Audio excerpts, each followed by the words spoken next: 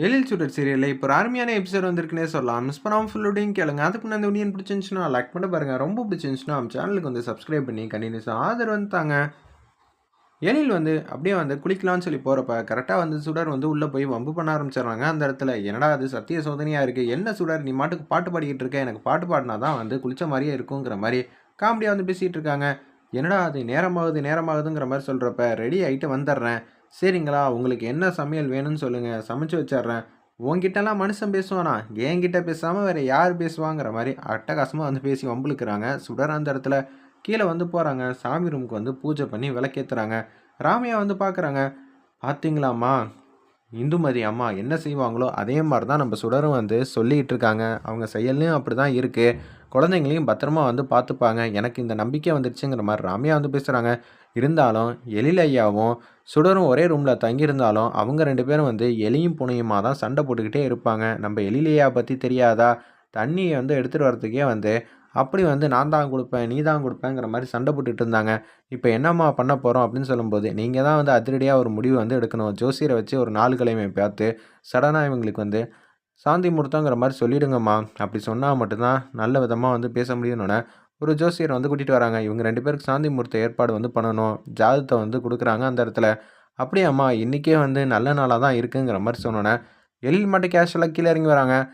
அம்மா என்ன இவ்வளோ சந்தோஷமா இருக்காங்க? தெரியலையே, நான் இவ்வளோ நேரம் கிச்சன்ல சமைச்சுக்கிட்டு இருந்தேன். நீ சமைக்கிறத விட்டா வேற எதுவும் பார்க்க மாட்டியா?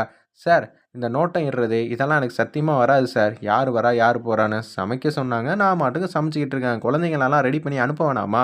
நான் என்ன உங்கள மாரி என்ன வெட்டியாவா இருக்கேன்? அப்பன்னா என்ன நான் வெட்டியாவா இருக்கேன்? நீங்க தானே குளிச்சு முடிச்சுட்டு ரெடி ஆகி வரீங்க. வேற ஏதாவது வேலை பார்க்குறீங்களா என்ன? அப்பன்னா வெட்டியா தான் இருக்கீங்க. உங்கள தவிர நீங்க பார்த்துக்கிட்டா போதும். நான் அப்படியாங்கிற மாரி காமெடி பண்ணிக்கிட்டு இருக்காங்க அந்த இடத்துல. நம்ம சுடர் அந்த இடத்துல, "என்னம்மா என்னைக்கு இல்லாதம்மா நீங்க இவ்வளோ சந்தோஷமா இருக்கீங்க? நாங்க 2 பேரும் ஒரே ரூம்ல இருந்ததுனாலயா?" "இல்லப்பா, குருக்கள் வந்து ஒரு விஷயத்த வந்து சொல்லிட்டு போனாரு. அத நினைச்சு எனக்கு சந்தோஷமாயிடுச்சு. உங்க 2 பேருக்கும் சாந்தி முகூர்த்த ஏற்பாடு வந்து பண்ணியிருக்கேன்." "அப்படியாம்மா, ஓகேங்கிற" மாரி சொல்லிட்டு எழில் மாட்டுக்கு போக ஆரம்பிச்சிடுறாங்க. "என்னது சாந்தி முகூர்த்தமா?" அப்படின்னு சொல்லி சுடரும் எழிலும் வந்து ஒருத்தர் ஒருத்தர் பார்த்துக்கிறாங்க. "பார்த்தீங்களாம்மா, அவங்க 2 பேருக்கு வந்து விருப்பமே இல்லாம தான் இருக்காங்க. நீங்க தான் வந்து ஆணித்தனமா வந்து சொல்லணும்." அப்படின்னு சொல்றாங்க. சரிப்பா, உனக்கு சந்தோஷம் தானே அப்படின்னு சொல்லும்போது, சுடர் நான் உன்கிட்ட தனியா வந்து பேசணும். நான்லாம் சொன்னேன்னு வச்சுக்கயேன், கண்டிப்பா எங்க அம்மா வந்து கடுப்பாவாங்க. இப்ப தான் வந்திருக்காங்க. அவங்களுக்கு புடிச்ச மாரி தான் நான் நடந்துக்கணும்னு சொல்றாங்க. நீ மட்டும் தான் இத தடுக்க முடியும். போய் இதெல்லாம் செட் ஆகாது, வேண்டாங்கிற மாரி சொல்றாங்க அந்த இடத்துல.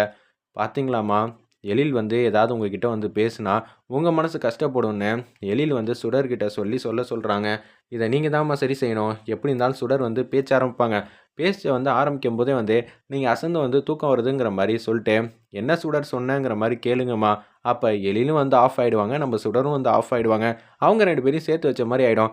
சூப்பர் யோசனை ராமையா! இவங்க 2 பேரையும் சேர்த்து வைக்கணும்னா, நம்ப தான் வந்து பெரிய பெரிய வந்து நடிப்பெல்லாம் கொண்டு வர வேண்டியதா இருக்கேங்கிற மாரி காமெடி பண்ணிட்டு இருக்காங்க. அம்மா வராங்க. ஆக்டிங்க வந்து கன்டின்யூ பண்ணுங்க. சரிங்களா? அவங்க சொல்லும்போது வந்து நடிக்கணும். நீங்க மட்டும் முன்கூட்டியே நடிச்சு வச்சுற போறீங்க அப்படின்னு சொல்லும்போது, ராமையா எனக்கும் கொஞ்சம் நடிக்கலாம் தெரியும். என்னோட பெர்ஃபார்மன்ஸ பாருங்கிற மாரி கனகவள்ளி அம்மா வந்து கியூட்டா அழகா வந்து பேசிட்டு இருக்காங்க. அம்மா ஒரு முக்கியமான விஷயம் வந்து பேசணுங்கிற மாரி சொல்றாங்க அந்த இடத்துல. நம்ப சுடரு, "என்னம்மா ஏதோ ஒரு விஷயத்த பேசணுங்கிறியே, ஏன் தயங்கிக்கிட்டே இருக்க? எதுவா இருந்தாலும் உன் அத்தைகிட்ட கேட்க போற. இல்ல எழில்கிட்டயே கேட்கலாமே." "இல்லம்மா நான் உங்ககிட்ட தான் கேட்கணும்."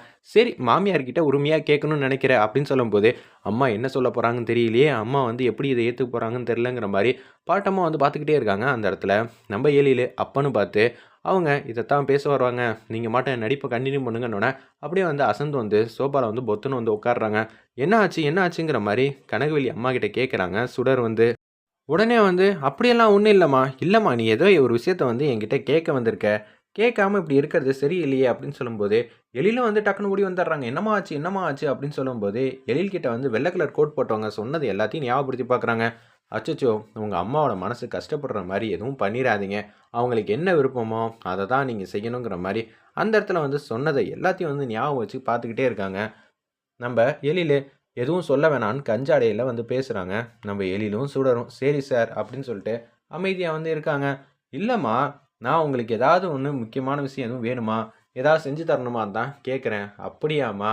நான் கூட என்னமோ ஏதோன்னு நெனச்சேன். இப்ப தான் கொஞ்சம் தேறிக்கிட்டு வர மாரி ஃபீல் ஆகுதுங்கிற" மாரி அந்த இடத்துல வந்து எழில் என்ன சொன்னா அமைதியா இருப்பாரோ, அதுக்கேத்த மாரி வந்து பேசிட்டு இருக்காங்க.